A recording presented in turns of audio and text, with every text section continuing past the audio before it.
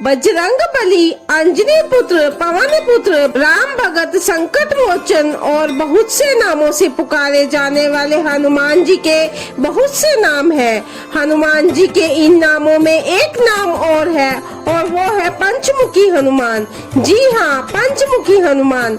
आज की इस वीडियो में हम आपको बताएंगे कि हनुमान जी को पंचमुखी रूप क्यों लेना पड़ा। हनुमान जी के पंचमुखी अवतार में हनुमान जी के 5 मुख है। आज की इस वीडियो में हम आपको बताएंगे कि किस तरह बजरंगबली ने पंचमुखी हनुमान अवतार लिया।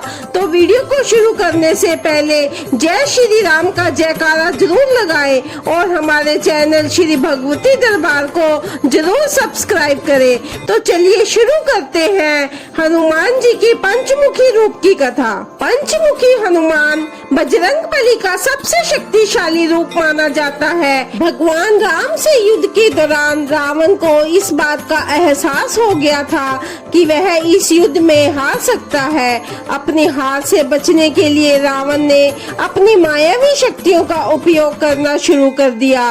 रावण का एक भाई जिसका नाम अहिरावण था, रावण ने युद्ध में अहिरावण की मदद ली। अहिरावण तंत्र मंत्र विद्या का माहिर था। वह देवी महामाया की पूजा करता था। युद्ध के दौरान उसने एक ऐसी चाल चली कि भगवान राम की सेना धीरे धीरे करके युद्ध भूमि में सोने लगी। यहाँ तक कि श्री राम और लक्ष्मण भी गहरी निंद्रा में सो गए। भगवान राम और लक्ष्मण के निंद्रा में जाने के बाद अहिरावण उनका अपहरण करके पाताल लोक में ले गया।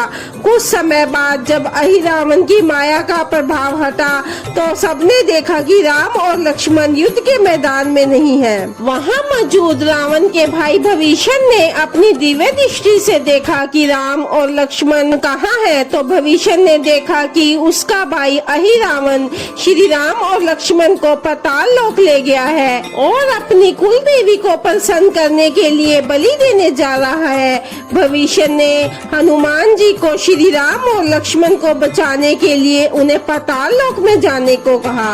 अपने प्रभु श्री राम और लक्ष्मण को बचाने के लिए हनुमान जी निकल पड़े पाताल लोक की ओर।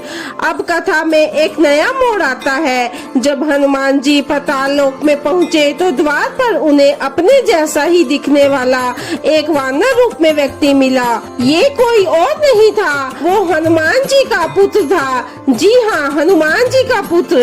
अब आप सोचेंगे कि हनुमान जी ने तो विवाह ही नहीं किया, वे तो ब्रह्मचारी व्रत का पालन कर रहे थे, फिर उनका पुत्र कैसे हुआ।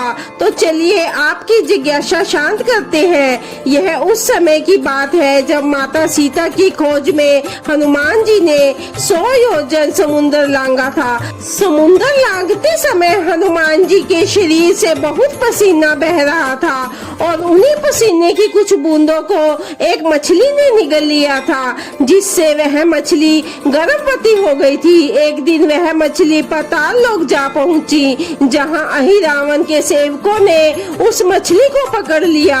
सेवकों ने मछली के पेट को चीर दिया, जिससे एक शिशु निकला, जिसके शरीर का ऊपरी हिस्सा तो वानर का था और निचला हिस्सा मछली का था। एक दिन अपने जैसा दिखने वाला वानर को देखकर हनुमान जी को हैरानी हुई। हनुमान जी ने उसका परिचय पूछा तो उसने अपना नाम मकरध्वज बताया और अपने पिता का नाम हनुमान बताया।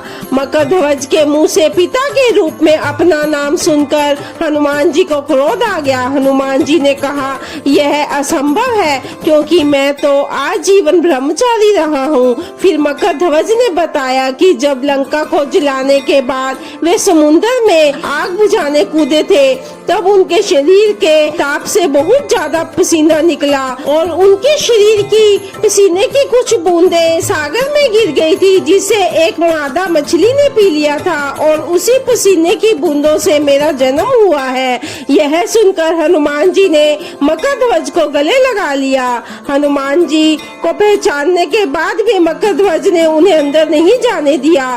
तब हनुमान जी ने मकरध्वज को अपनी पूंछ से बांधकर दरवाजे से हटा दिया और पाताल लोक में प्रवेश कर गए। वहाँ उन्होंने देखा कि अहिरावण ने एक जगह 5 दीपक जला रखे हैं और वो अपनी कुल देवी निकुंभला को प्रसन्न करने के लिए श्री राम और लक्ष्मण की बलि चढ़ाने को होता है। अहिरावण का वध करने के लिए हनुमान को वो 5 दिए एक साथ बुझाने थे।